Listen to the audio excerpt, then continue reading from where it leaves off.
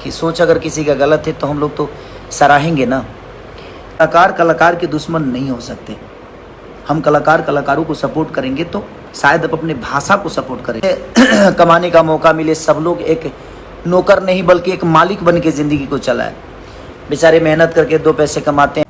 जी हाँ दोस्तों, आप देख सकते हो कि खेसारी लाल यादव जी क्या बोल रहे हैं कि कलाकार कलाकार का दुश्मन नहीं हो सकता, लेकिन लोग मुझे बदनाम कर रहे हैं।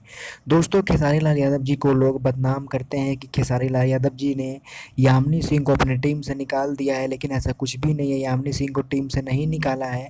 यामिनी सिंह ने ही खुद ऐसा कुछ काम कर लिया, पवन सिंह के साथ गाना बनाने लग गई। इसी वजह से खेसारी लाल यादव जी ने उनको काम देना बंद कर दिया, लेकिन अपने टीम से खेसारी लाल यादव जी ने नहीं निकाला है। दोस्तों, अगर वीडियो अच्छी लगे तो लाइक कीजिएगा और चैनल को सब्सक्राइब कीजिएगा, ताकि हम एक से बढ़ के एक वीडियो आपके लिए लेके आते रहें। बस आप लोग अपना प्यार और आशीर्वाद बना के रखें। Thank you.